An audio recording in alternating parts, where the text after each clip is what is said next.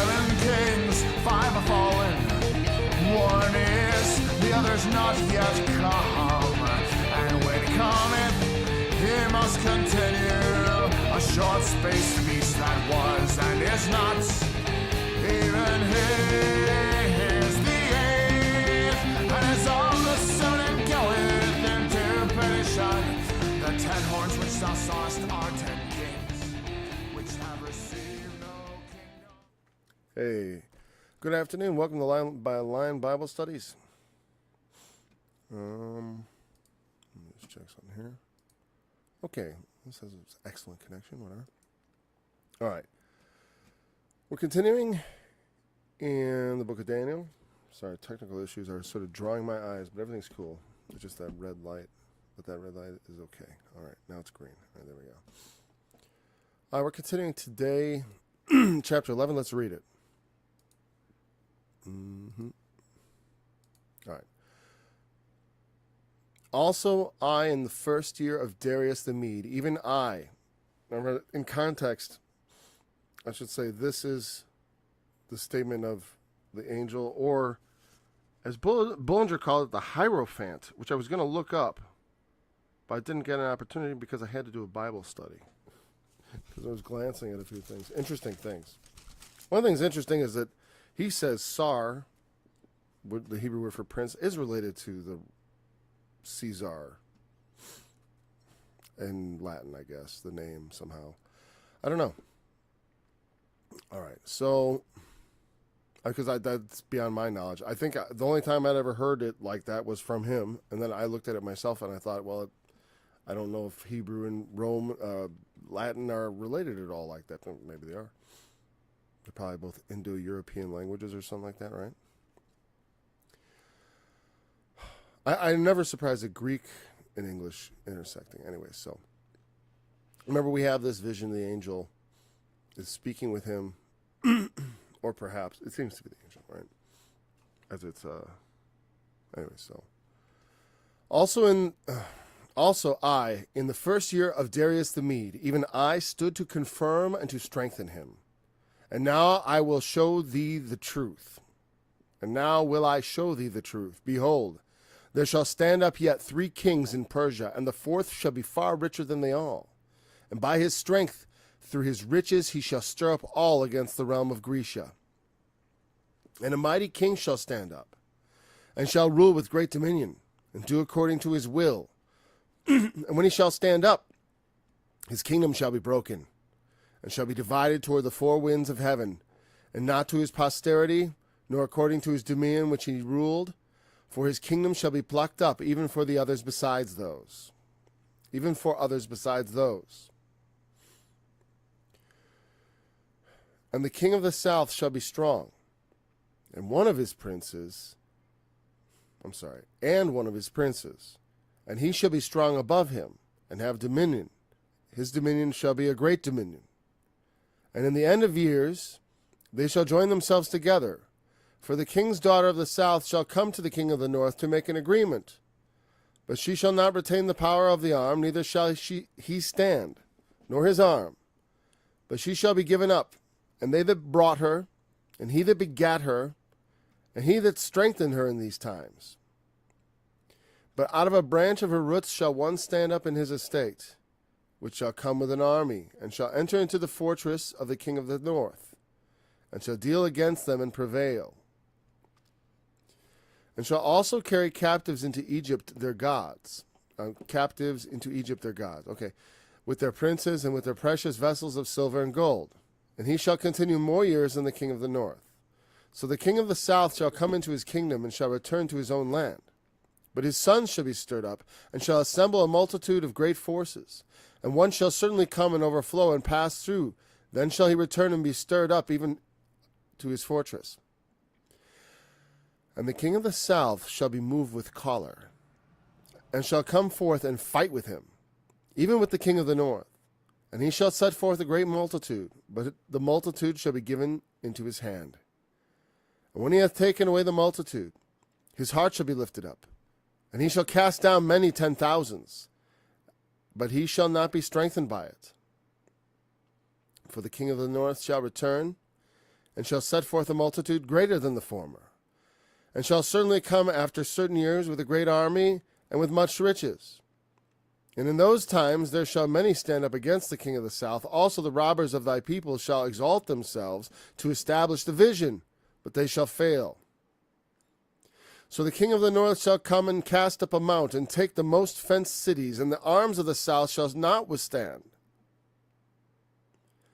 Neither his chosen people, neither shall there be any strength to withstand. But he that cometh against him shall do according to his will, and none shall stand before him. And he shall stand in the glorious land, which by his hand shall be consumed. He shall set also his face to enter with strength. He shall also set his face to enter with the strength of his whole kingdom, and upright ones with him. Thus shall he do, and he shall give him the daughter of women, corrupting her.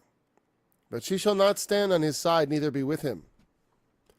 After this shall he turn his face unto the isles, and shall take many. But a prince for his own behalf shall cause the reproach offered by him to cease. Without his own reproach he shall cause it to turn upon him. Then he shall turn his face toward the fort of his own land, but he shall stumble and fall and not be found. Then shall stand up in his estate a raiser of taxes in the glory of the kingdom. But within few days he shall be destroyed, neither in anger nor in battle. And in his estate shall stand up a vile person, to whom they shall not give the honor of the kingdom. But he shall come in peaceably, and obtain the kingdom by flatteries. I wish I had better glasses. That's what's causing me to mispronounce words at first, I tell you. Like kingdom. Kingdom by flatteries. And with the arms of a flood shall they be overthrown from before him, and shall be broken, yea, also the prince of the covenant. And after the league made with him, he shall work deceitfully.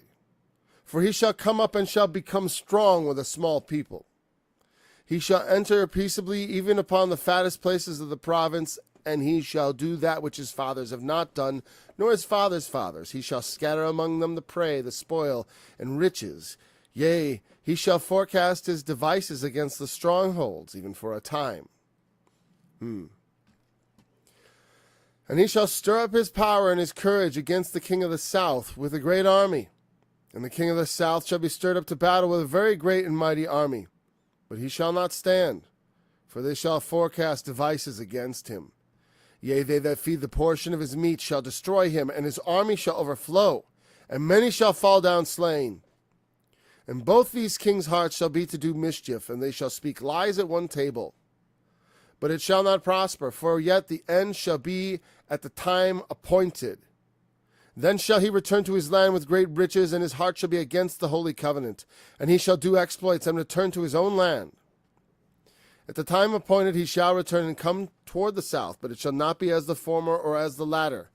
For the ships of Kittim shall come against him, therefore shall he be grieved, and return and have indignation against the holy covenant. So shall he do. He shall even return and have intelligence with them that forsake the holy covenant. And arms shall stand on his part, and they shall pollute the sanctuary of strength, and shall take away the daily sacrifice, and they shall place the abomination that maketh desolate. And such as do wickedly against the covenant shall he corrupt by flatteries. But the people that know their God shall be strong and do exploits. And they that understand among the people shall instruct many, yet they shall fall by the sword, and by flame, and by captivity, and by spoil many days. Now when they shall fall, they shall be holpen with a little help, but many shall cleave to them with flatteries. And some of them of understanding shall fall, to try them, and to purge, and to make them white, even to the time of the end, because it is yet for a time appointed. And the king shall do according to his will, and he shall exalt himself and magnify himself above every god, and shall speak marvelous things against the God of gods, and shall prosper till the indignation be accomplished. For that is determined shall be done. Neither shall he regard the God of his fathers, nor the God desire of women, nor regard any god, for he shall magnify himself above all. But in his estate shall he honor the God of forces, And a God whom his fathers knew not shall he honor with gold and silver, and with precious stones and pleasant things. Thus shall he do in the most strongholds with a strange God, whom he shall acknowledge and increase with glory. And he shall cause them to rule over many, and shall divide the land for gain. And at the time of the end shall the king of the south push at him, and the king of the north shall come against him like a whirlwind, with chariots and with horsemen, and with many ships, and he shall enter into the countries, and shall overflow and pass over. He shall enter also into the glorious land, and many countries shall be overthrown, but these shall escape out of his hand, even Edom and Moab, and the chief of the children of Ammon. He shall stretch forth his hand also upon the countries, and the land of Egypt shall not escape. But he shall have power over the treasures of gold and silver, and over all the precious things of Egypt, and the Libyans and the Ethiopians shall be at his steps. But tidings out of the east and out of the north shall trouble him. Therefore shall he go forth with great fury to destroy, and utterly make away many. And he shall plant the tabernacles of his palace between the seas in the glorious holy mountain. Yet he shall come to his end, and none shall help him. And at that time shall Michael stand up, the great prince which standeth for the children of thy people. And there shall be a time of trouble, such as never was since there was a nation, even to that same time. And at that time thy people shall be delivered, every one that shall be found written in the book. And many of them that sleep in the dust of the earth shall wake, some to everlasting life, and some to shame and everlasting contempt. And they that be wise shall shine as the brightness of the firmament, and they that turn many to righteousness as the stars forever and ever. But thou, O Daniel, shut up the words, and seal the book, even to the time of the end. Many shall run to and fro, and knowledge shall be increased. Then I, Daniel, looked, and behold, and there stood other two, the one on this side of the bank of the river, and the other on that side of the bank of the river. And one said to the man clothed in linen, which was upon the waters of the river, How long shall it be to the end of these wonders? And I heard the man clothed in linen, which was upon the waters of the river, when he held up his right hand and his left hand unto heaven, and swear by him that liveth forever, that it should be time and times and half. It should be for a time and times and a half. And when he shall have accomplished to scatter the power of the holy people, all these things shall be finished. And I heard, but I understood not. Then said I, O my Lord, what shall be the end of these things? And he said, Go thy way, Daniel, for the words are closed up and sealed till the time of the end. Many shall be purified and made white and tried. But the wicked shall do wickedly, and none of the wicked shall understand, but the wise shall understand. And from the time that the daily sacrifice shall be taken away, and the abomination that maketh desolate set up, there shall be 1,290 days. Blessed is he that waiteth, and cometh to the 1,335 days. But go thy way till the end be, for thou shalt rest, and stand in thy lot at the end of days. I don't know how I can finish. So 10, 11, 12 is kind of like your capstone on Daniel, the final vision, the final angelic appearance. As Bullinger called it, a hierophant, which I only remember from a video game I used to play, and it was like, it looked like some sort of divine angelic kind of thing, and I'm going to look that word up just because I just discovered that this morning. I'm like, well, what's hierophant mean? I'm not going to have you see the actual thing. Hierophant. What is a hierophant? A person who brings religious congregants into the presence of that which is deemed holy. Like an usher, right? You know, the hierophant. Cool. Okay, I get it. Ancient Greek. Into that which, okay, hierophant is as such, a hierophant is an interpreter of sacred mysteries and arcane principles. And that's so the angel is sort of interpreting and telling him things, and he is that one. You know, And anyone who sits up to teach is kind of playing is sort of like, that's the danger, is like that you could see me as some sort of official. I like to think I'm official from God, right? I mean, I don't want to think I'm here like I'm not supposed to be. I'm doing something that God doesn't want me to do. But I don't certainly see myself as like that. But that is sort of like what we aspire to become when we teach the Word of God, to be the one who ushers people into the presence of the holy.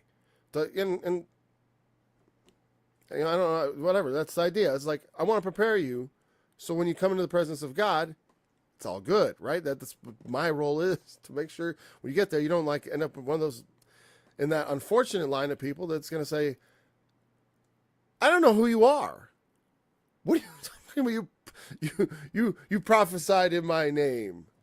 You did many wonderful works in my name. I don't know you. Depart from me, you worker of iniquity.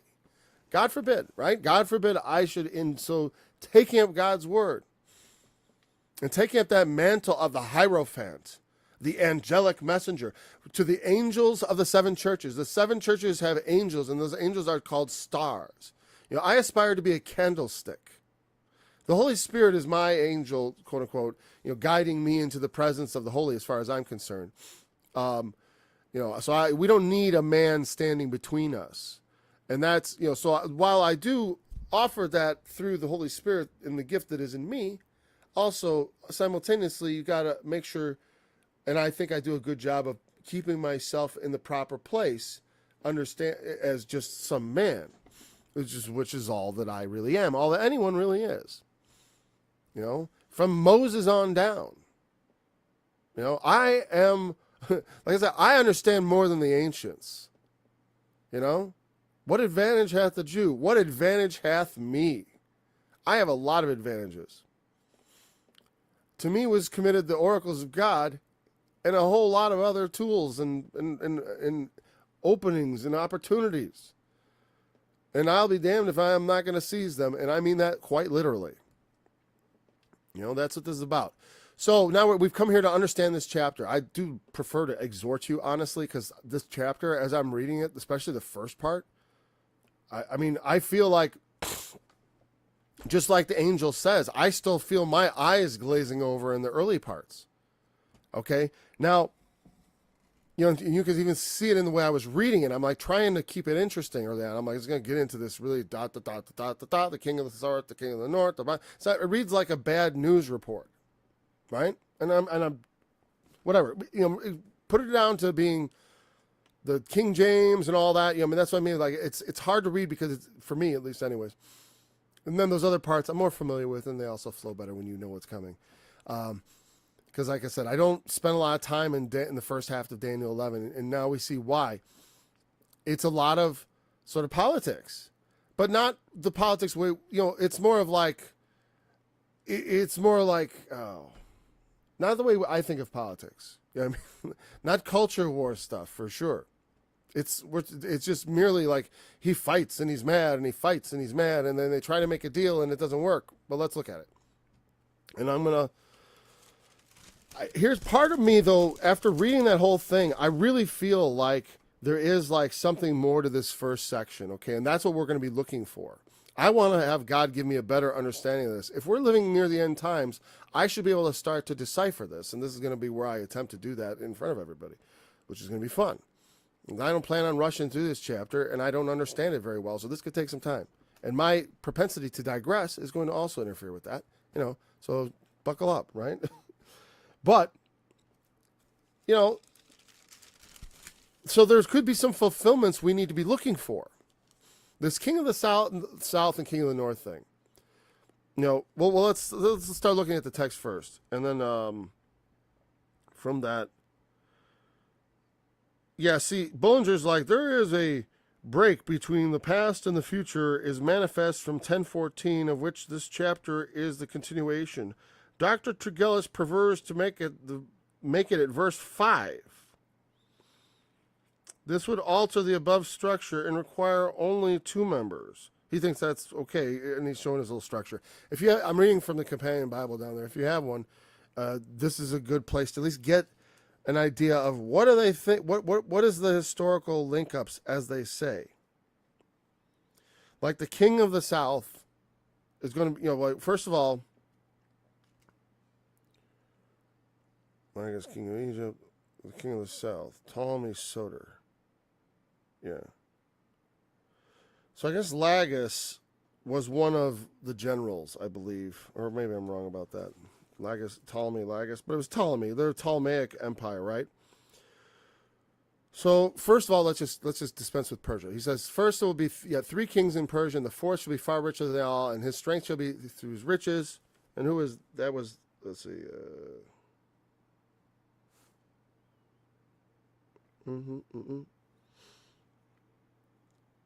So Cambyses, the pseudo Smerdis, and Darius Hystaspes.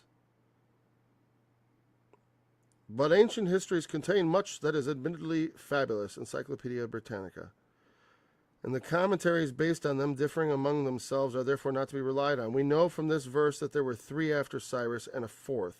Whoever he was succeeded by the mighty king of verse 4, Alexander the Great.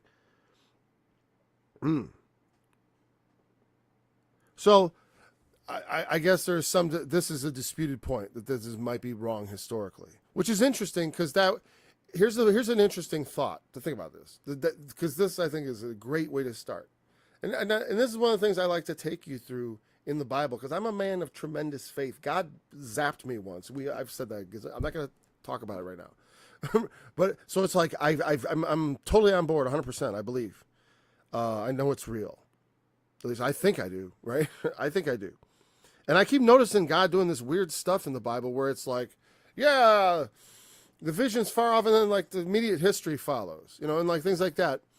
And then like 4 kings, but the history says there was 3 after Cyrus. So did the Bible, well, here's a question.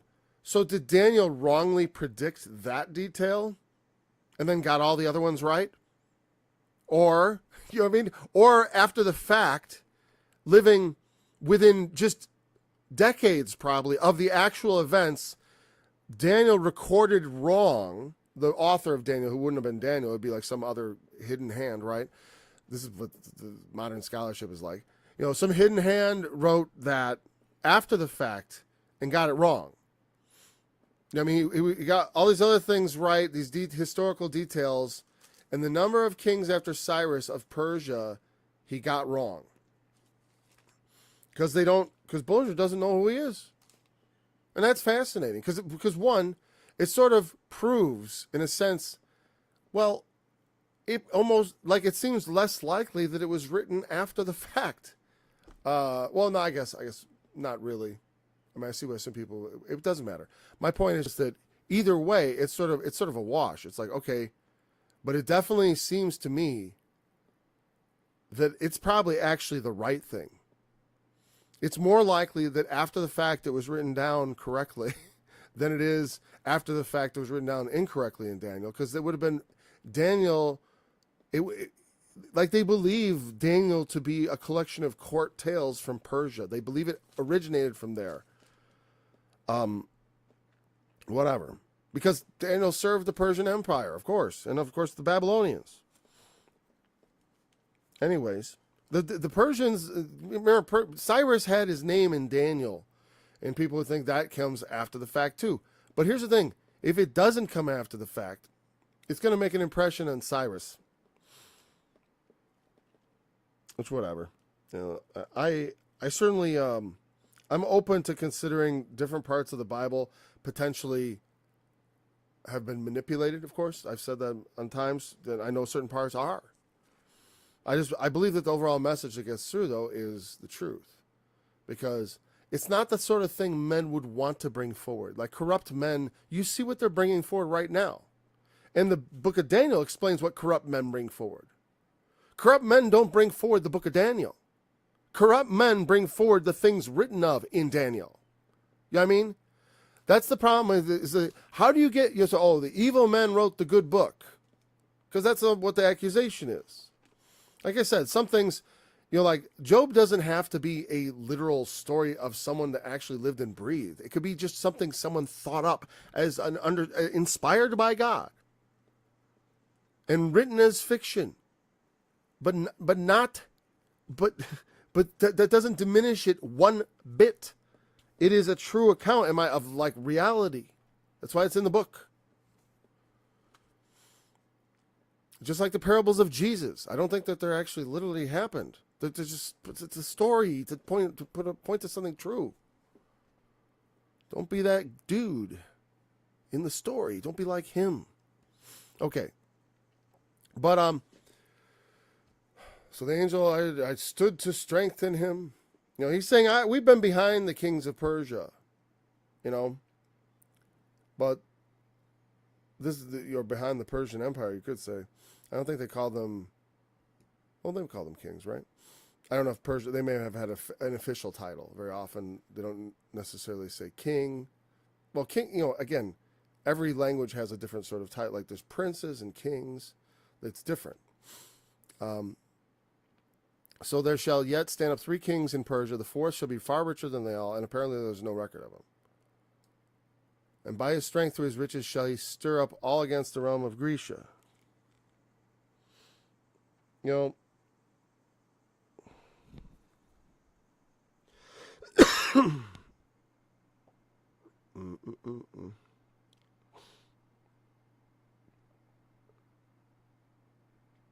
and then, by his strength to his riches, it said some codices. This is one of the things I miss is the codices readings that you get out of the Companion Bible. Some codices in 5 early printed editions read, by strengthening himself in his riches, he will stir up all against the realm of Grecia. So whatever. So it's instead, by his strength through his riches. What? Why is it? By strengthening himself. Instead of by strength through his riches, by strengthening himself in his riches. That's a distinction without a difference in my book. That sounds like the same thing. You know, he uses his riches to get strong. Well, and also perhaps, you pay, because there's a lot of the Persian army was mercenary. And so, to me it almost sounds like the 300, the 300 Spartans against the Persian army, but the Persians won that battle, but it did delay them long enough, and whatever, that was later. I don't think that was, that might have been Darius himself. I don't know, I forget who was the Persian emperor of that movie. And I don't know if that's correct historically. I never really, I was a history major, but I dropped out. So we'll have a lot of interest in history. Like I said, this was not an area of my focus. But anyways, so it is pretty clear, though. And a mighty king shall stand up and shall rule with great dominion and do according to his will. That refers to Alexander the Great, presumably. And when he shall stand up, his kingdom shall be broken and shall be divided towards the 4 winds of heaven, and not to his prosperity, and not according to his dominion which he ruled. For his kingdom shall be plucked up even for others besides those. Meaning, Alexander the Great, when he died, he built this huge empire. He just went raging across Eurasia, across Asia, basically, in the ancient Middle East, from Greece. And conquered all his territory, went even to India. And then when he returned, he died. And then his 4 generals, he sickened and died, right? He died of some sickness. And then his 4 generals took over. They divided up the kingdom between them, right, into 4 different kingdoms. And also there was leftover parts that other people snatched up because there was other smaller holdings that they couldn't hold on to the whole thing.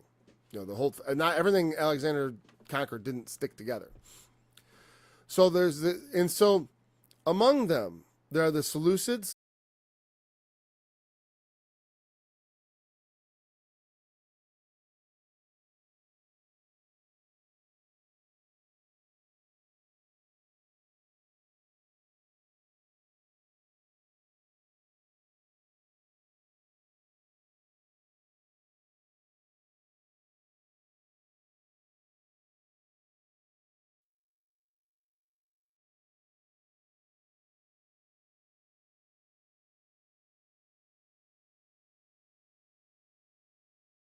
Okay, sorry about that. We had a power outage here and knocked me out. But I'm going to continue the study. So they got Daniel open here. That had been open. All right. So I'm saying the Seleucids. The Seleucids were they governed Syria, and named after the general. And then the Ptolemies, Egypt. Okay, that was the king of the south, king of the north. That's what we were talking about. We're not in Daniel 1, we're in Daniel 11.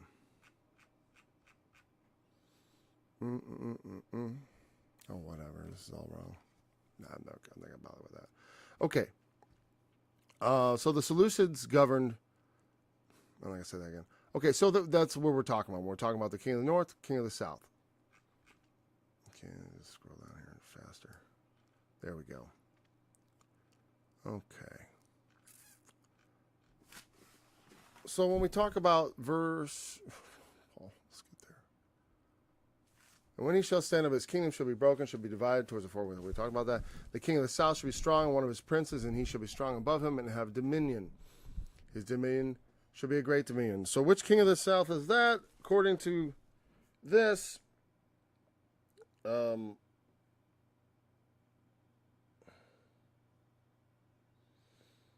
who take verses 5 to 20. Okay, just so you know, people who take verses 5 through 20 as belonging to the past do not agree as to the interpretation from history. We give the commonly held view, making the break between 20 and 21. Like I said, they break with history of 2021 as far as like who this is and their interpretation of it and all that. So I'm just going to do the same thing. I'm going to pass that along. This is Ptolemy Soter, son of Lagus, king of Egypt. He took the title king, whereas his father Lagus had been only governor in the south with reference to Judea. Because from Judea, it is south.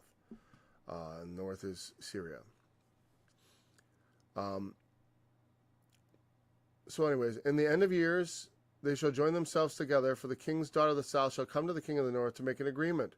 But she shall not retain the power of the arm, neither shall he stand, nor his arm, but she shall be given up, and they that brought her, and he that begat her, and that strengthened her in these times. Well, they say that is, and we're not just going to do this. This is supposed to be the king's daughter, Berenice, daughter of Ptolemy II, Philadelphus of Egypt.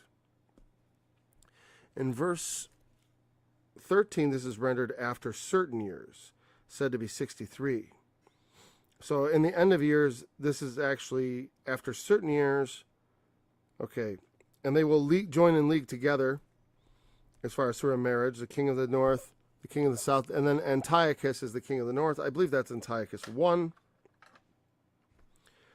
They shall make an agreement, which he said, do upright things to come to terms upon what is equitable between the parties. Here it included her marriage with Antiochus, who divorced his wife and disinherited her son. Yeah. See, that's how it goes. So, but she shall be given up. So what is that? What is that historically? Delivered up. You know, again, nothing written about that. So there's some sort of like what happens with that. We don't know. But like, you know, here's the thing. The wicked make agreements and give in marriage. It's an interesting thought here. Yeah, I'm like trying to think of this as like, okay, the king of the south. What is that? What would that be? A nation? A kingdom? A something or other? Yeah, this just sounds like regular history, though, I gotta say. Brought her, he that begat her, and he that strengthened her in these times. But out of a branch of her roots shall one stand up in his estate. Her brother, Ptolemy 3, a branch of her roots. Because again, roots referring to her father, Ptolemy II. Shall one stand up in his estate, which shall come with an army, and shall enter into the fortress of the king of the north, and shall deal against them, and shall prevail. And shall also carry captives into Egypt their gods, with their princes, and with their precious vessels of silver and gold. He shall continue more years than the king of the north. And then, note on in his estate. See note on 927 for the overspreading. Oh, in his stead. Yeah, right. I should have thought in the stead of whatever. It's the same thing. He shall place the abomination. In the stead of Philadelphus, who avenged the murder of Bernice and her son. So she was murdered, I guess. Well, he didn't mention that in the notes. That's the problem. Okay, so she was murdered, and then someone stands up to avenge the murder. He is the second king of the south. So the vessels of desire said to have been valued at 40,000 talents of silver and 2,400 images, including Egyptian idols which Cambyses had taken from Egypt. Hence, he was named by the grateful Egyptians Euergetes, benefactor. Well, because they were being ruled over by foreigners. The Egyptians were grateful that their foreign conqueror, who was ruling over them, brought back, that they were ruling their country well and looking out for the interest of their country. I get it. They have an elite class. The Greeks are conquerors. So the king of the south shall come into his own kingdom and shall return to his own land. That's the next verse, right? Yeah. I gotta put my glasses back on. So, and then again, but his sons shall be stirred up and assemble a multitude of great forces, and shall certainly come and overflow and pass through, and shall return and be stirred up even to his fortress. And when I look at these, I start to think about, how am I going to be interpreting the last parts that I think I understand? You know what I mean? And I think to myself, well, maybe these should be interpreted that way. I'm not sure, because a lot of this stuff, like I said, a fortress is sometimes just a fortress. Sometimes it's symbolic of something. It is symbolic of something very important for our time. And I'll tell you right now, that later on, when it talks about the god of forces and fortresses and stuff like that, it represents establishment. The establishment is a bit of a buzzword. I don't really like talking like that because I just start to feel like I'm just parroting words. But it's an the strength of establishment, the strength of institution is represented by a fortress in many ways, or it certainly can be. Fortresses. I definitely, that to me is not a very difficult thing to imagine, and I definitely think it's something that I do look at when I was reading this. I was like, that started to make me think. Not this part, but later on. So assemble a multitude of great forces. Okay, we read that. Even to his fortress, and the king of the south shall remove a collar. Again, collar it usually means like bile or something. It indicates to the kind of passions. The idea that, remember, a lot of times they thought passions arose from chemicals in your body being activated, like bile and black bile and what was the other one? Blood. What was the other one? Phlegm or something like or something like that. I forget. Anyways. But it doesn't really matter because it's just their linguistic way of expressing the same thing. That we might explain it a little differently in our language. But still, he was stirred up with passion, with passionate anger, with those things. When you get that, maybe what they really mean is adrenaline. You know what I mean? It's because it's like something is bubbling inside, or it's like right, and like they know that there's something that makes people. You can feel it. You get the zoom when you get energy. If you've ever had adrenaline rush, and it doesn't have to be adrenaline. There are other kinds of rushes. There are rage rushes, which are adrenaline and something else, bile, black bile, and all these things. Choler. Come forth and fight with him, even with the king of the north, and he shall set forth a great multitude, but the multitude shall be given into his hand. He's not going to, that's a non-successful campaign. So who is it? Seleucus II. His sons, the sons of Seleucus II. He shall, or one shall certainly come. The one who shall certainly come, that would be Antiochus III, the second king of the north, his brother having died by a fall from his horse. 11, the king of the south, that's the second, Ptolemy III, the second king. Ptolemy I, again, wasn't a king, he was a governor. Ptolemy 3. C note on 8.7. What does he say about choler? What does Bullinger say about choler? For anger or wrath, which was supposed to be due to excess of bile. You know, that's how they express things. How the angels express things. How the angels express things in the human language. For probably in Daniel's time, that would be how you really get angry. And I'm sorry, my face is in the book the whole time this time. Whatever, not that my face needs to be anywhere else, really, but 12. Okay, and when he had taken away, subdued, he will cause 10,000s to fall. This occurred of Raphia, southwest of Gaza. He shall not be strengthened by it. His heart's lifted up. He gives himself up to licentiousness, according to Bullinger. I don't know how that means that exactly. He should not be strengthened by it, but okay. For the king of the north shall return. Is that still the same king of the north? Antiochus III the Great. And verses 16 to 19 describe his doings, which were a typical foreshadowing of his antitype, the little horn, the yet future Antichrist described. And that's my way of looking at it too. I was influenced somewhat by Bullinger. I don't believe in his what they call it, hyper dispensationalism, because I am not a dispensationalist at all. I don't, because I'm not, obviously. You know, when listen to me talk about the rapture sometime, or talk about dispensationalism, which I don't agree with. Yeah, so yeah, I'm not in everything. And honestly, for years I had this Bible, and I wasn't persuaded by this about death. I was just like, oh, Bullinger's got another thing he's got wrong. That's what I thought. But sometimes it takes a while to, come to a conclusion.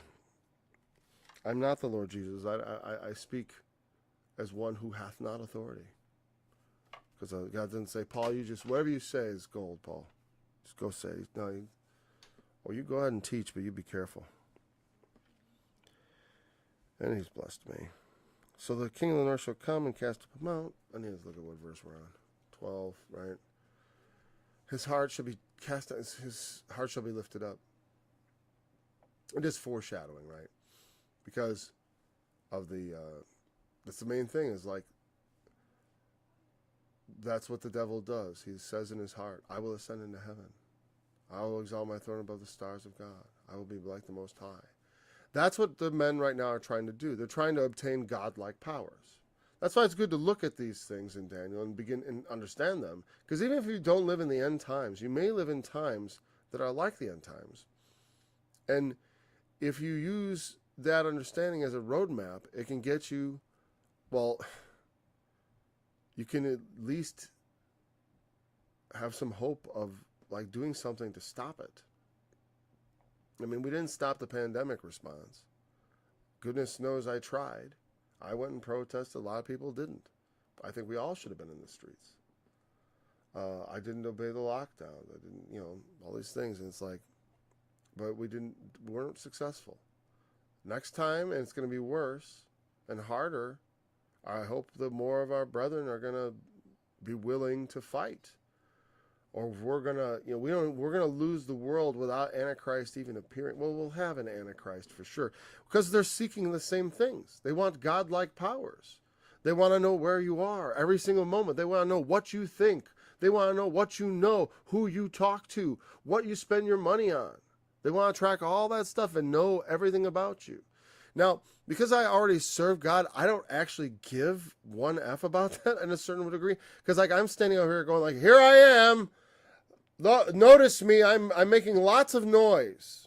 Because I will make lots of noise until they come get me. Because I have freedom of speech in this country. I'm not doing anything wrong. I'm writing music and talking.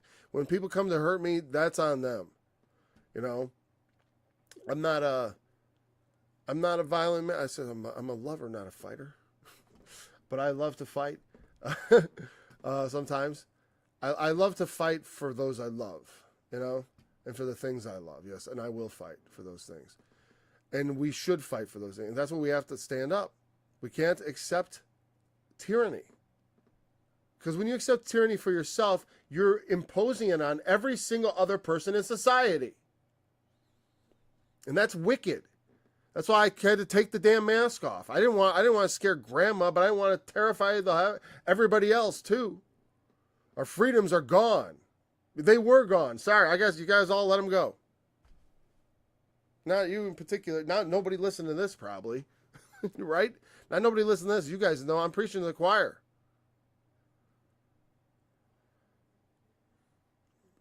For the king of the north shall return and shall set forth a multitude greater than the former, and shall certainly come after certain years with a great army, which is those times many shall stand up against the king of the south. Also the robbers of the people shall exalt themselves to establish division, but they shall fail. You know what all this smells like? It's like there's all this stuff that's going to happen before Antichrist comes, of all this war and stuff, right? And back and forth. And it's almost like a puppet show, right? Satan, when he took Jesus up on the mountain, and he said, look at all the kingdoms of the world, right? God gave it to me. I can give it to whoever I want. I'll give it to you. All you got to do is bow down and worship me. You know, that's the bargain Satan gave him. Look, I'll give you all of it. Because it's in my power to do so.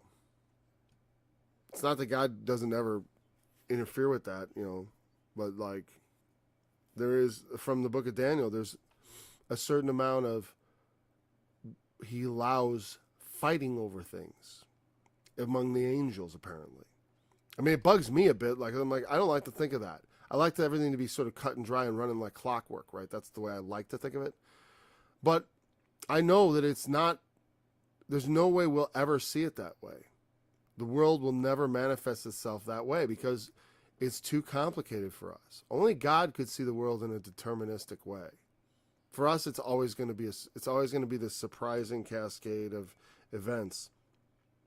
But I do believe God is big enough and intelligent enough that it is all as deterministic as it could be. But anyways, but part of what he determined is that you don't grow things. If you want robots, you make robots. You make things totally deterministic. But how do you come up with... And that's, in some ways, for God, making things deterministic is as easy as pi. It's like pi, 3.14. You know, it's like everything, it's all circles are pi. Everything. It's so, you know, physics, is when it's all... You know, I know physics is kind of off in dreamland right now, but, you know, the way things work is pretty straightforward. But the way individuals work is not. The way people work, the way beings like us, beings like God, work is different. You know? And it requires something different. They have to be, because you have to think of God's goals. To me, it's God's goals. To raise up sons.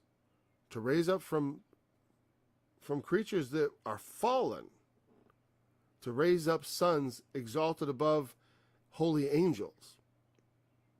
You know what I mean? And so that's how one goes about doing that. You know, that's getting into serious business. I don't like the idea that I could, and to make it not in a deterministic way. Meaning, so it's not, doesn't feel deterministic. Doesn't ever feel it. You know, I mean, you have to, it does sometimes when you have those coincidences, when the Lord, you know, kind of lets you know he is in charge. All things do work together for good for those that love God. How does that work? By chance. It doesn't. It doesn't work by chance.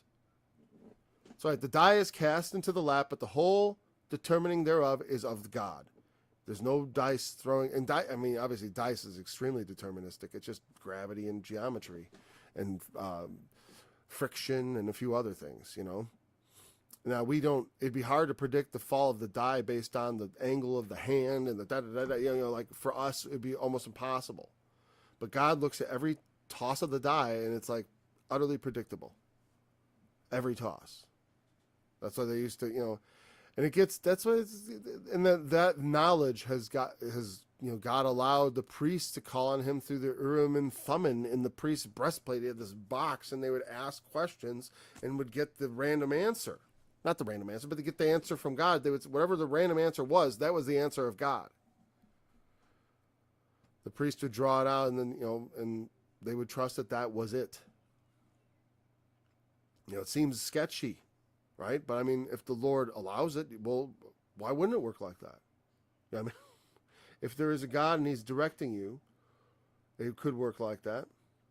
I wouldn't go around flipping a coin to get through life, because we have knowledge and understanding to go by. They were, those priests were building the religion. So they had a lot of questions. I don't think we have as many. We have questions, but most of the answers are already written down. Right? So 17, with the king of the north, in those times shall many stand against the king of the south. Robbers of the people shall exalt themselves to establish division, Look at that. That's just such a great verse, though, right? And a lot of this one, I just like this verse. At those times shall many stand up against the king of the south. Also the robbers of thy people shall exalt themselves to establish the vision, but they shall fall. I can interpret that in so many fun ways. And I start thinking about kings of this. I start thinking about American politics and like red team, blue team. And I was like, that's interesting. Because it's like I saw hints of what I see in society right here. The robbers of the people exalting themselves to establish a vision. And that's obviously some sort of the narrative, right? The narrative, as we say these days. The vision. To establish this lie, essentially. Right? To establish what they, what it is that they want to accomplish. Men who are of corrupt intent. And also, with no, completely lacking humility. Those two things combine. Ill-intentioned, unhumble. So they exalt themselves, I'm the greatest ever,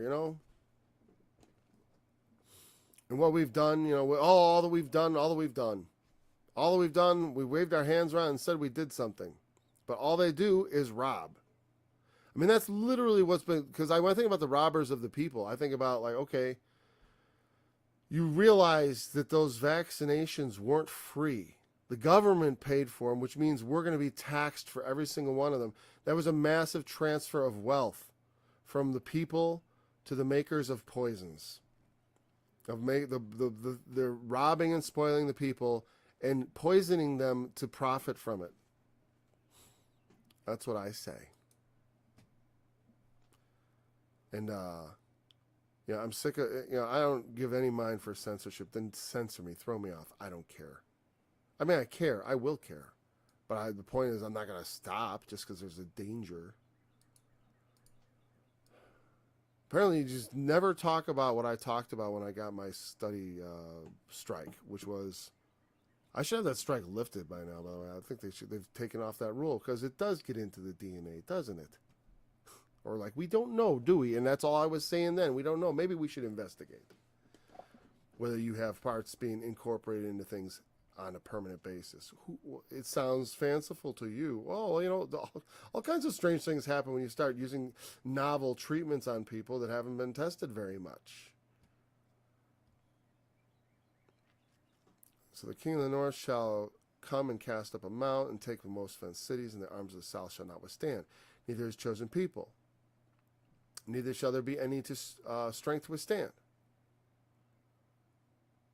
But he that cometh against him shall do according to his own will, and none shall stand before him, and he shall stand in the glorious land, which would refer to Jerusalem, Judea, which by his hand shall be consumed. So he's going to be, and that would be, again, I think that we're talking Antiochus the Great.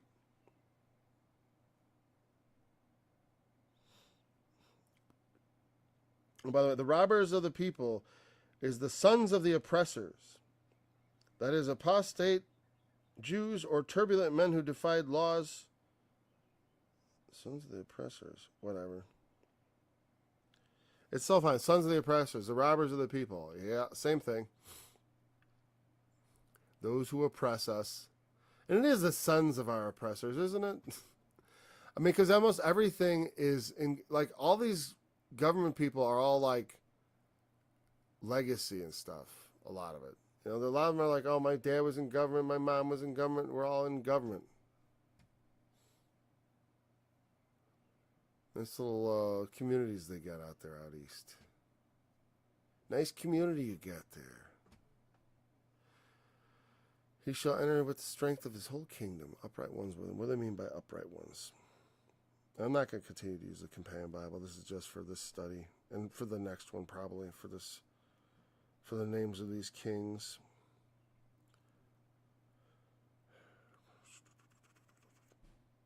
What was it? 17. And upright ones with him. He will make equitable terms with him.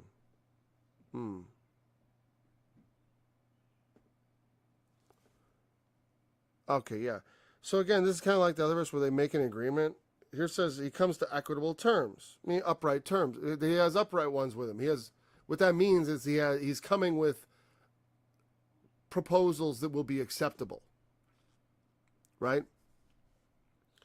And he shall give him the daughter of women, him being Ptolemy the fifth, then only 12 years of age, the daughter of women, that is Cleopatra, his own daughter, then only 11. What? Wait, he was 12 and his daughter was 11? What is this? Bullinger, come on. That must be his sister. What is he talking about? The daughter of women. Cleopatra, then only 11 years of age. The term denotes beauty. Her mother and grandmother probably still caring for her education. Oh, well, because she's 11, right?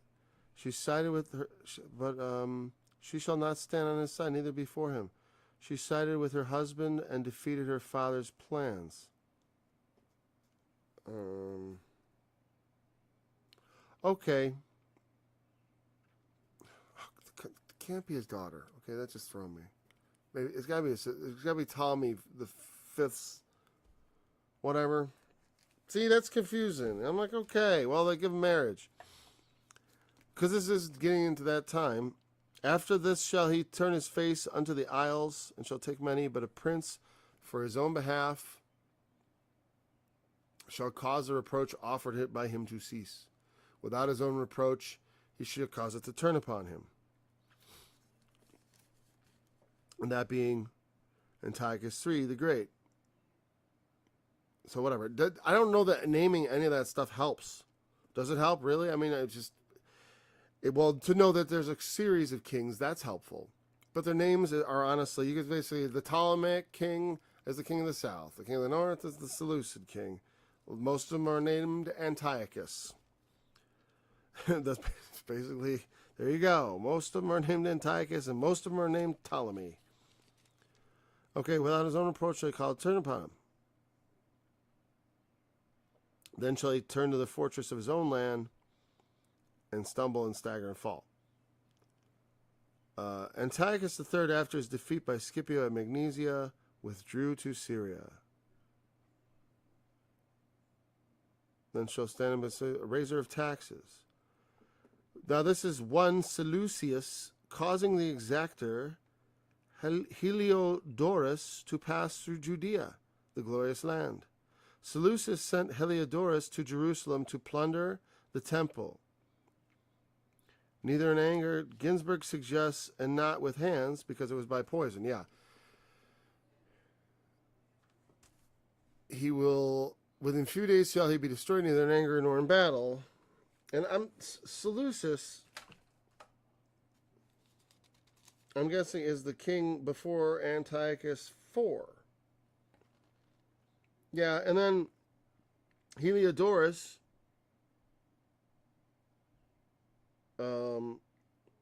became the ruler. He was like the regent or whatever.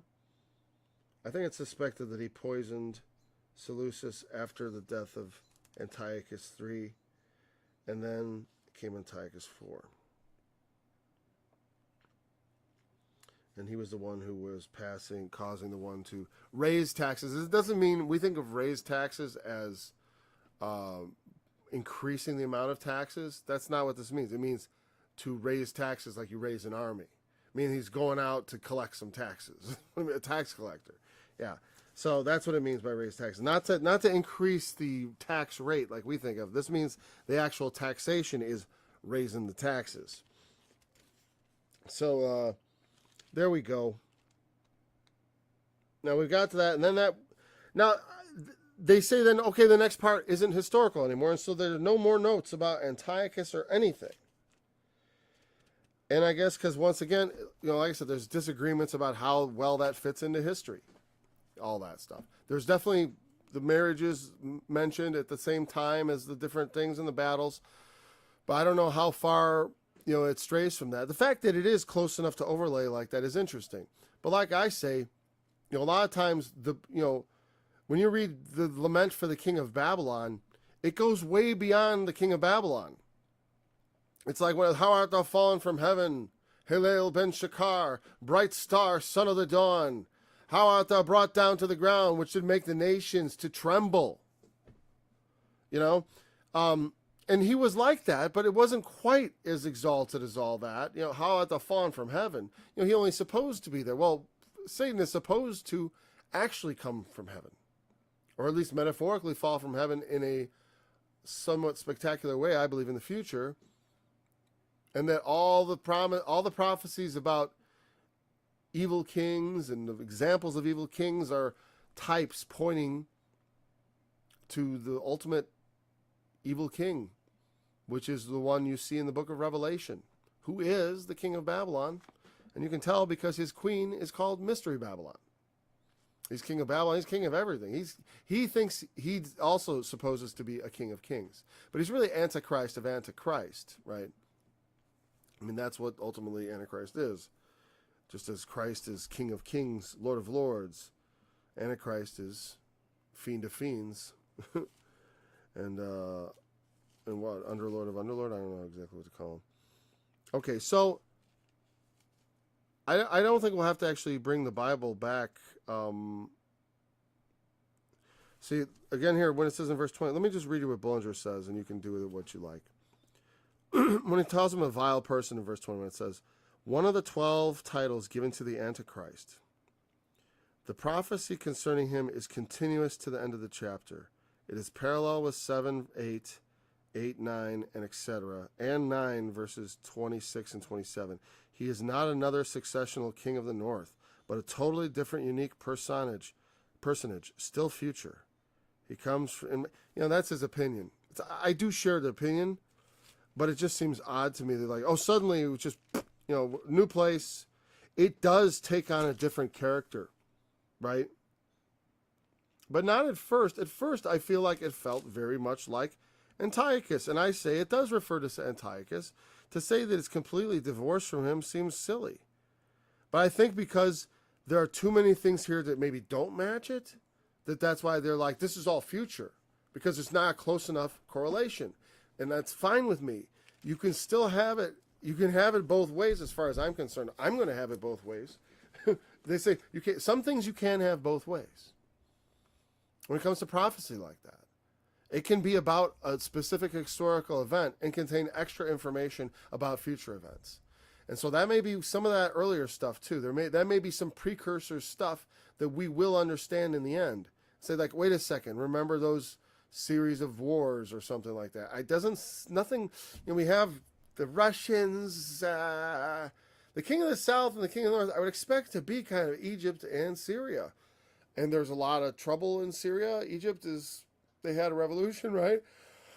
But a lot of people were saying things were going on during the Arab Spring. Maybe there was. But a lot of it is really hard to tell. And I do feel like the angel is telling me also, shut up the book. Parts of this are for the end. You don't have to understand it. And it certainly is regarded in the text as though that is the case. So anyways, I'm pretty sure we've gone over an hour by now. I didn't see how much the stream had gone at first. I'm actually just in my study area. Yeah, we're at over an hour. That's cool. With the little interruption in there. Anyway, it says like an hour and 30 minutes? That can't be. Anyways, thanks for joining me this day. I'll be back again, maybe not tomorrow. Well, I'm going to give it a shot, but we'll see. And until then, thanks for joining me, etc. Remember, testimony of Jesus. That's the spirit of prophecy. So just keep that straight. And I don't know where my outro music. You can just move along, and I'm just going to find the outro music because I forgot that there was a power outage, and so my file isn't there, and now my Windows Explorer isn't responding. Okay, and now here we go. Back to the music. We have to have outro music. We can't have a silent outro. That would be not proper. Okay, so as long as I'm, maybe my outro music should be the same every day. It should be like the testimony of Jesus is the spirit of prophecy or something.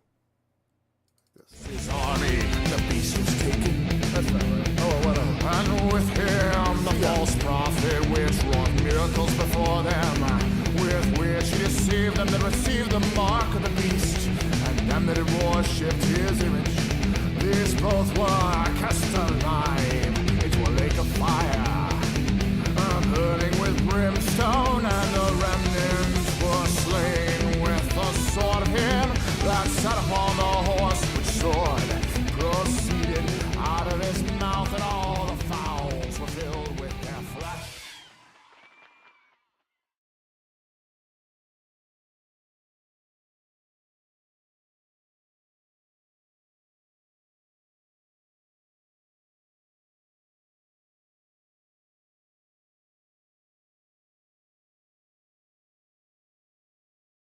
Okay, sorry about that. We had a power outage here and knocked me out.